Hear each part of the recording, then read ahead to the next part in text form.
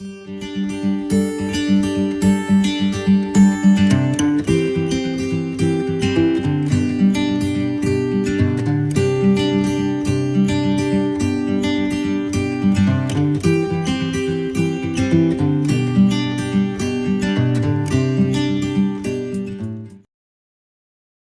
1.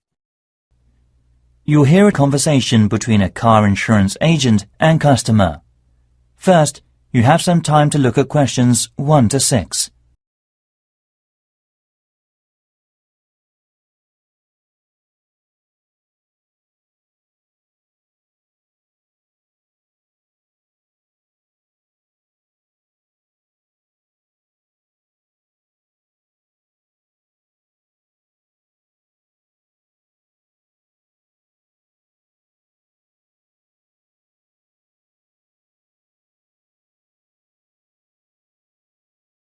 Listen carefully and answer the questions 1 to 6. Hello. Nice to meet you. My name is Mary Fox. I am a car insurance marketing manager here. What can I do for you, sir? Oh, hello. I'm interested in buying some car insurance. Great. I'll show you a brochure then. What's your name, sir?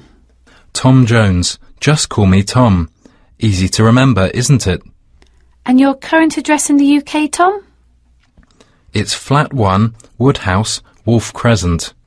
Wolf Crescent. Is that in the Surrey Quay area of East London? Yes. And what's your daytime phone number, please? My office number is 020 7788 1212.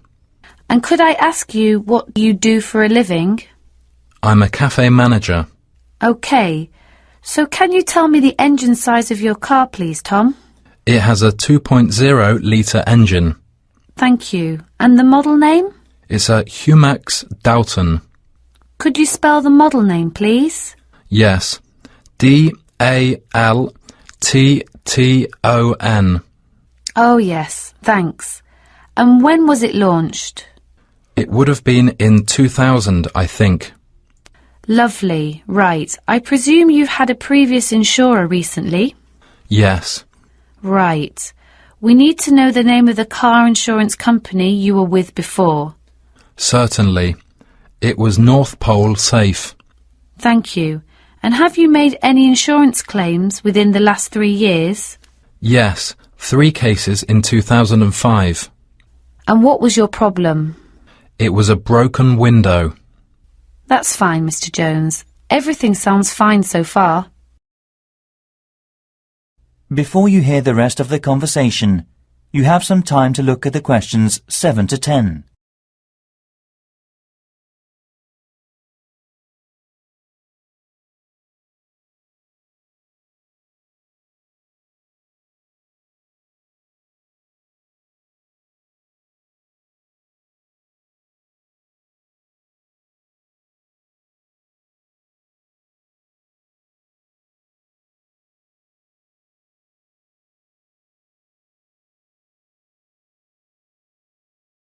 Now, listen and answer questions 7 to 10. And will you include any other drivers on the insurance? Yes, just one woman. And her name? Jenny Orion. Could you spell her full name, please? Jenny Orion. That's Jennyorion.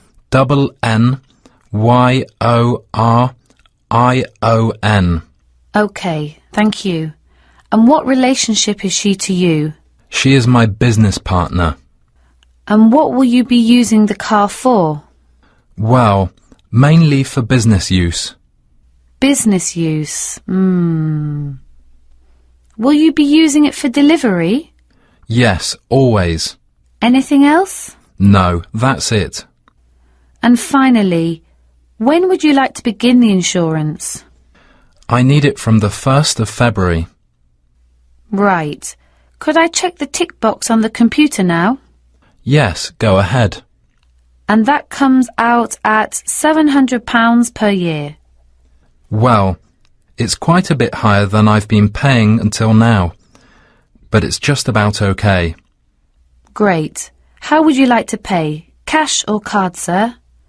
I'll use a credit card. Certainly, sir. That is the end of part 1.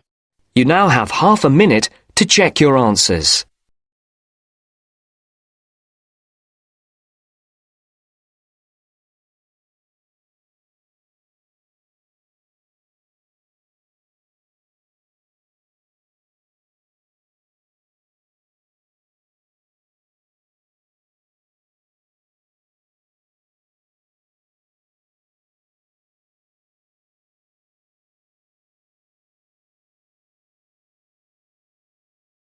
Now turns to part 2. Part 2. You'll hear a tourism program. Tourism Information Centre in Bath City. First, you have some time to look at questions 11 to 17.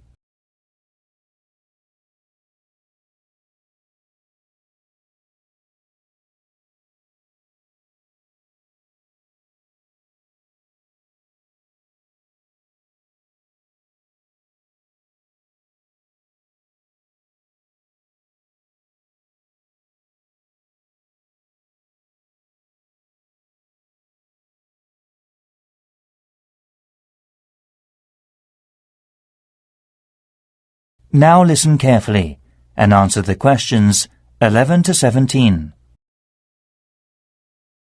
Thank you for visiting the Elephant Tourism Centre in the city of Bath. First of all, we have various attractions to see in the Roman Bath city, and we'd like to offer plenty of information that you may not have thought of before. How about a tour of the city by bus? There are 4 main stations, from south to north. Stop A, Palace Gardens. Stop B, Pulteney Bridge. Stop C, Royal Crescent. And stop D, Queen Square. You can visit the main booking office at stop A. The first tour bus leaves at 9 a.m. and the last one at 6 p.m. There are also many good attractions you can see along the street. At stop A, if you have a break, you can visit the beautiful garden of the Middle Ages. It is like Rome. It's very close to the ticket box. You can also enjoy a concert in the centre of the garden. Stop B. Why don't you visit the Riverside Restaurant with its landscape across the path? It is a place where you can sit and enjoy the spectacular views over the old hockey playground and ballrooms outside of the old buildings of the city. Stop C is the Royal Crescent, built between 1767 and 1774. It is a residential road of 30 houses, laid out in a crescent in the city of Bath, England. It was designed by the architect John Wood. It is among the greatest examples of Georgian architecture to be found in the United Kingdom, and is a Grade 1 listed building. Further along at stop D, Queen Square. The most exciting place to visit is the Roman baths, used for the buildings housing their public baths. After sightseeing, you can visit the Team Bath Spa, but you have to pay for that by the hour. Before you hear the rest of the program, you have some time to look at the questions 18 to 20.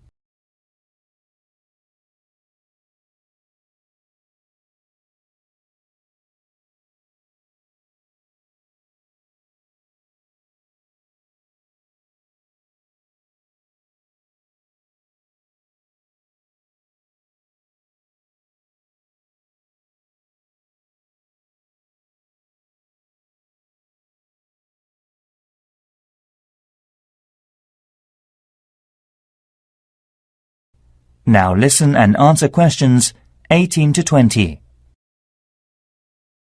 Besides, there are city boat tours. 2 local tour companies give special services. The Roman Boat Company operates all of its tours with an audio tour guide service available in English, German, French, Korean, Japanese, and Chinese. Tours leave from 9 a.m. every 30 minutes. The boat departs from the Palace Gardens. Tickets are valid for 48 hours. Another company, the Best Boating View Company, is available with a live commentary in English only. Boats depart from Pulteney Bridge every hour from 9:30 a.m., with the last boat departing at 6:30 p.m. This service also offers refreshments free of charge. That is the end of part 2. You now have half a minute to check your answers.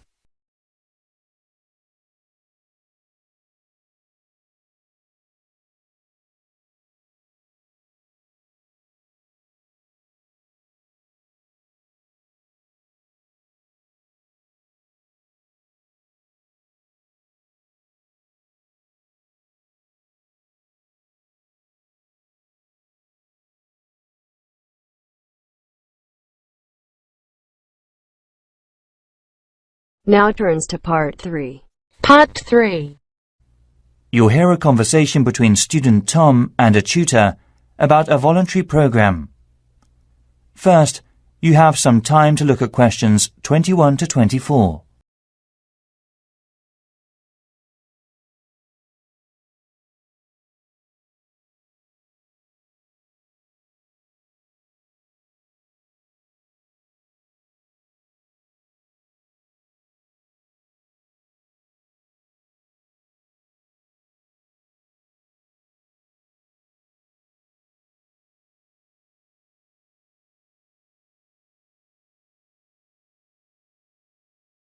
Now listen carefully and answer the questions 21 to 24. Hello, Tom Thompson, isn't it? Yes, that's right. Come in and sit down. Thanks. Right. Well, Tom, as we explained earlier, in this part of the interview, we would like to talk through your application form, your career experience and educational background, and so on. And then in the second part, you will go for a group discussion. Group discussion. Yes, I see. So, was your first degree in business studies? Yes, but I also majored in educational science. And you graduated in 2002. And I know you have been doing some teaching. Yes, I worked as a volunteer in a primary school in Vietnam.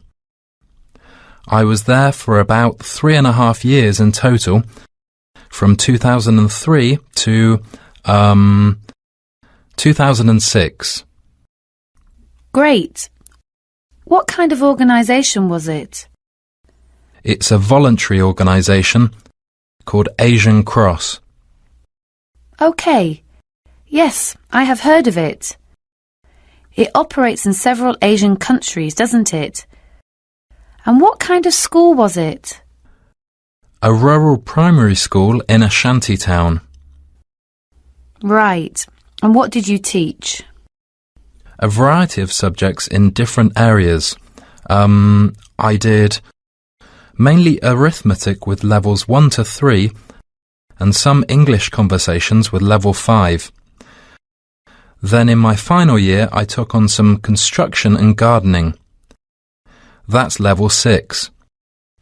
Right, that sounds great. I also ran the subsistence farming in a rural area with residents. How interesting. Before you hear the rest of the conversation, you have some time to look at the questions 25 to 30.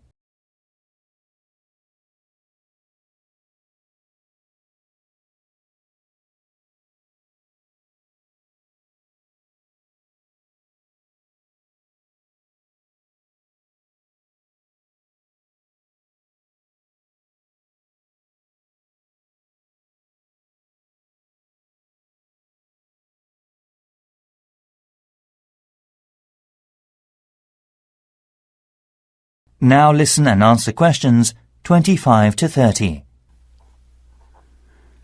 And how did you join the voluntary organisation?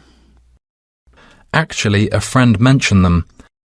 The Asian Cross do applying enlightening and make voluntary works and so forth. So, what did you get from them? Well, I was so happy to help the people with my efforts. At the end, I was so proud of myself as a volunteer. Sometimes I was really sharing a lot and understanding the others. I see. And I also found I was able to improve my vision and dream for the future dramatically. I made up my mind to extend my voluntary work to other countries as well. Right. Did you travel at all while you were there? Yes, I did. We set up a very successful project teaching computer class and donating second-hand bicycles locally. Really? Sometimes while working there, I went to London to raise money for building new farms with a part-time job. So, what's next? The local governor sponsored all volunteers' visas and paid for their accommodation and travel costs. You're lucky, aren't you? Anyway, why did you want to teach construction and gardening? I had a couple of part-time jobs when I was at university. I have now realised I like teaching best, and I chose construction and gardening because they are my favourite hobbies and because I think they have so many useful applications. OK. You have certainly had some interesting work experience. I'll ask you now... That is the end of part 3. You now have half a minute to check your answers.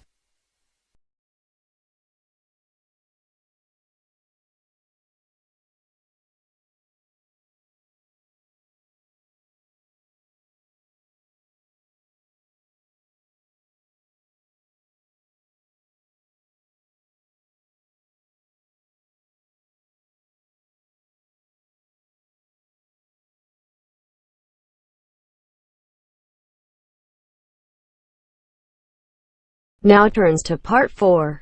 Part 4. You'll hear part of some information given by the Student Union Centre. First, you have some time to look at questions 31 to 40.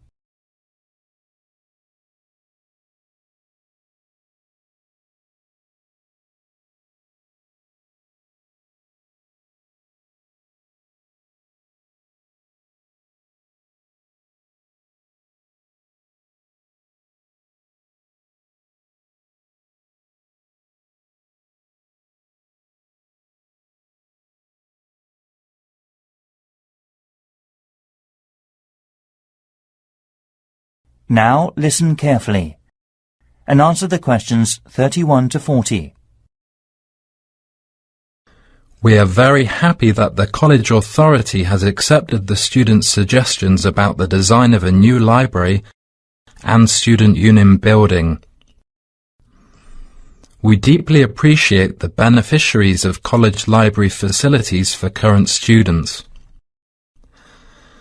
We have researched the best ways to find out student opinions and use them to help us make decisions.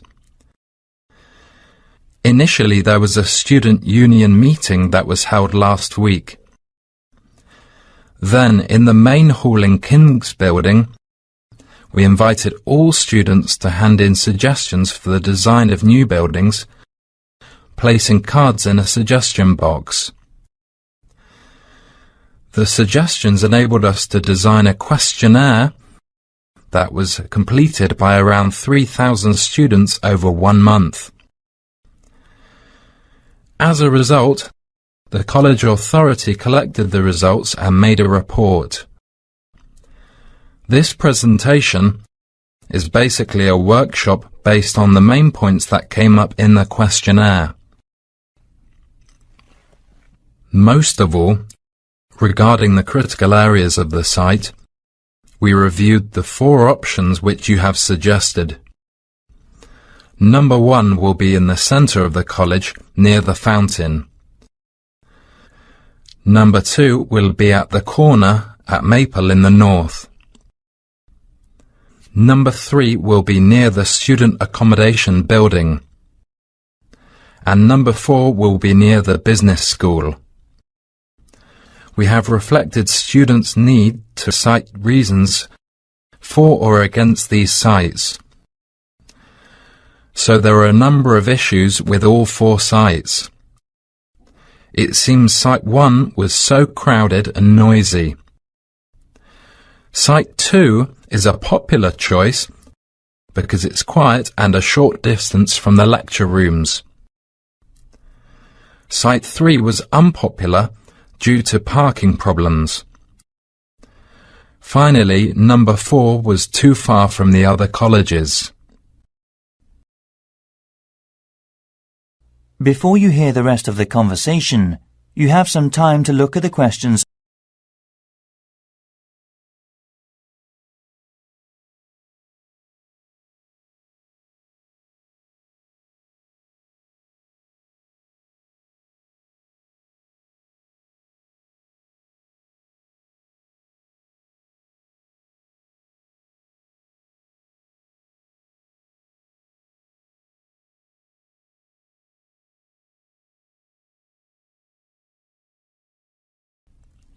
Furthermore, our second suggestion for the Student Union building is obviously the facilities for leisure and sports. We would like a big fitness centre and, if possible, a swimming pool that is close to competition size. Also, we want to set up a variety of things that cater to students' needs, such as a job centre, travel agent, language centre for international students, internet cafe and so forth.